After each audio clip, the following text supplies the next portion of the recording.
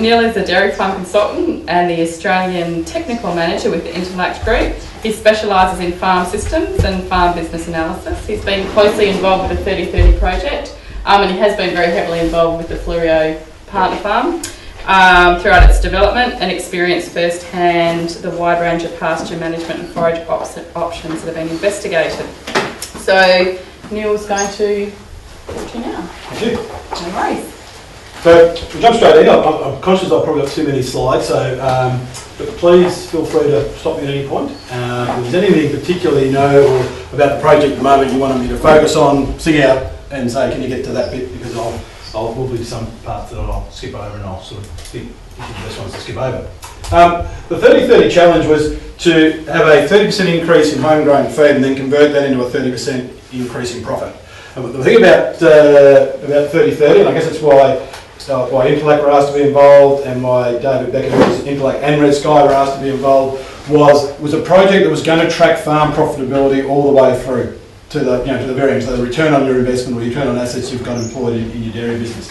And so we had to leave the systems in place to model farm systems. So there's a lot of work went in the early days of saying how are we going to, what are we going to grow, how are we going to get that down a cow's throat. So what calving pattern do we need, what stocking rate do we need. So I did a lot of work on modelling the farm, but so tracking it through from growth rates through to a return on investment or return on assets. So we increased the home grown feed. What it puts that into context, in a dry land situation, you might say, well, let's taking it from 10 to 8 to 10 tonne, 10.5 tonne. Or lifting your return on assets from say 7%, which somewhere the top 10% sort of seem to knocking on the door of sort of that 7 to 8%, lifting that up to sort of by a couple of percent. There was two farmlets at Demo Dairy that were set up to try and, if you look at the 3030 activities, there was right down to plot trials that Joe Jacobs was the principal research scientist oversaw, where plot trials. And then looking at that and then taking that, expanding that up to a farmlet, to a paddock level, and then to a farmlet level, and then the partner farm activities to say, can we commercialise the technologies or the things that are being investigated. So the Ryegrass Max, or what we call the RMax farmlet, was set up to replicate top 10 performance in the southwest. Then the complementary forages, or was known as the CF farmlet, it was sort of a blue sky approach to saying, can we get a 15% return on assets? Is there a farm system out there that we can lift the barrier above what we can achieve with a perennial ryegrass base in a sort of 700 to 800 mil rainfall sort of band? Now, the Ryegrass Max and the complementary forages both consistently achieve top 10% type results when compared against the benchmarks for that southwest region. And being a terrain of fairly typical average farm for the southwest, there'd be some with more rain, some with less, and terrain was sort of right in the middle of that. But the complementary forages struggled to achieve the 15% return on assets. So we learned a lot about ryegrass in this project and reinforced some of the things that we sort of knew intuitively, but we can actually put our finger on them now and say that's why. And we can also similarly say where are the weaknesses or where are the shortfalls or the things we need to be aware of when we go to the complementary forages. So complementary forages is a lot around cereals, there's a lot about cereals followed by turnips and those types of things, trying to get sort of those higher yields per hectare. So the typical southwest top 10% farms will look something like that, a bit over 2 cows a hectare, high 400s to 500 kilos of milk solids per cow, with about 1.5 tonne of concentrates. The complementary forages was push the stocking rate up. We were aiming to push the milk production up, feed a bit more grain. It was sort of pushing the boundaries of the system. Please stop me at any point in time if I'm going too fast. The Ryegrass Max was 100% ryegrass. And so grass to grass is your innovation. Just keep it as simple as you can and do that ryegrass system as well as you can. That was the aim there, or do it as to the top 10% performance. The complementary forages was a mixture of ryegrass. It was a mixture of tall fescue and perennial ryegrass oversown with annual ryegrass. And it was 16% of the area was double cropped to cereals. So they're aiming to get this 22 to 25 tonne of dry matter consumed per hectare using a double cropping regime. And it was basically around autumn sown cereals that were taken grazed and then taken through to whole crop cereal, and then following in with a brassica crop, maybe turnips after that. when we worked out the return on assets, one of the challenges that the complementary foragers had to face was that there was all that extra investment in a complementary foragers system because we had extra cows, so that's more money invested in cows. The cereal silage, fine shop cereal silage, it was decided we needed a feed pad to feed that on. So we had money invested in a feed pad. And then there's the running costs that go with the feed pad. So the stuff has to be loaded into a silage wagon and run out.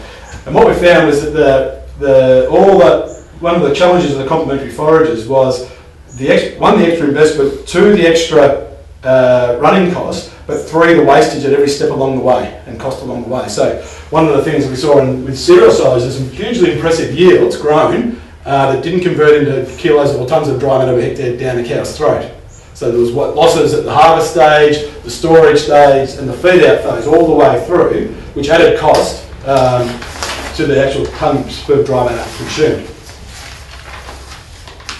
I guess if we look at it from the south, when I look at the relevance of 3030 to say a region like Mount Gambier and being highly irrigated, I think one of the things that Rick Jordan said to me, he said, well, it's woken us up a bit about our dry land performance here, because you look at the dry land on the Fleurieu and the dry land in southwest Victoria, it's probably not that different to the dry land, potential dry land performance here in Mount Gambier region. Would that be a fair assessment? So I think but when we look at it from an irrigation perspective, and I do work predominantly with rain-fed, non-irrigated farms, but I've got a number of irrigated farms we work with as well. I guess it's got us thinking about the principles about how we're managing our feed base. So while a lot of this stuff is sort of working on a 700 to 850 mil rainfall band with no irrigation, I think there's a lot of it is applicable to the irrigated systems as well.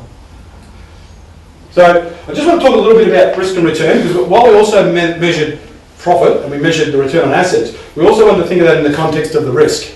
And so the old risk-return paradigm, the greater the potential return, the greater the risk that will go wrong. And so I think that holds largely true through farming as well. Think about stocking rate as an example of if I run extra cows to harvest more grass and send more milk, I'm more exposed to the bad seasons. So there's a bigger potential downside that goes with the potential upside. But we tend to try and put a measurement on those. A lot of people say they want to be low risk, but when you analyse their business, they're actually high risk. And some of the things we look at is saying, well, equities are, I reckon, can often get overlooked, maybe not post GFC so much as what it did prior to the GFC. But debt servicing is effectively a fixed cost in your business, unless you win Tax Lotto this year or you have an elderly wealthy auntie that dies and lends you a lot of money. You have got that cost effectively in your business for the year. So it's a fixed cost. It's effectively a cost of production, even though by strict definition it's not.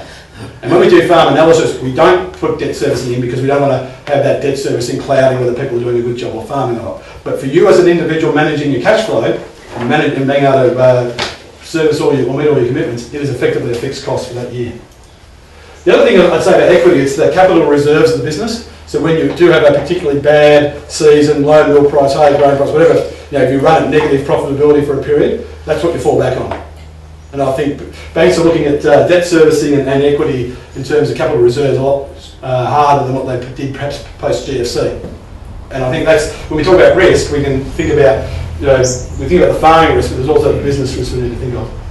The other one is the cost of production. I think we find that we would consider that farms with a lower cost of production and cost of production low cost of production shouldn't be confused with low cost because they're two different things. Low cost of production is about having good cost control in your business with high output. Low cost is just don't spend any money regardless of what the output is. So like cost of production, driving a wedge between your milk price and your operating cost of your business. So when things turn, if the milk price changes on you, you've got more room to move before you're into negative territory. The other way to look at that is operating profit margin. So the simple example that I always use, if I have two businesses, they both generate $100,000 of EBIT or operating profit per year. One does it on $500,000 turnover and one does it on $1 million turnover. Which business do I want from a risk perspective? The bigger the margin, the lower the risk. So we think about what has to change in your farm system, whether it be availability of irrigation water or the season or the input price or the milk price. Think about how, in a low margin system, how little has to change before you start to run into negative territory. So that's when we think about risk, if we're going to chase higher profit, we want to make sure that we don't introduce too much risk. And is the risk worth the potential upside? Then on top of that, we've got these seasonal, things that we can't control as well, I guess.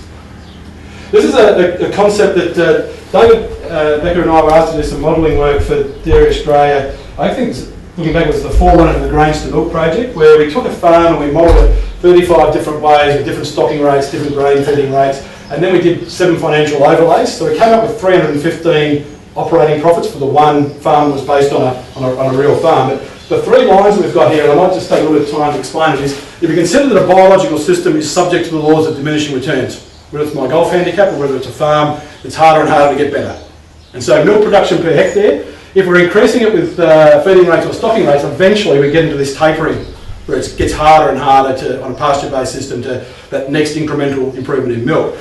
What we found with in this modelling process, and I think it's really well supported in the practical farming scenarios that we see, is that the point of highest profit, if you look at profit being the green line, tips over well before the physical side tips over.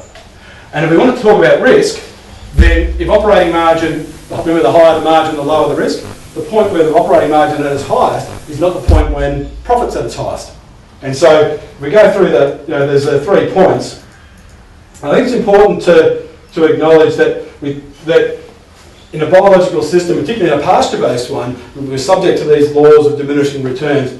The complexity is that there's all these interrelated laws of diminishing returns. You've got pastures, you've got cows, all these biological systems that are interrelated.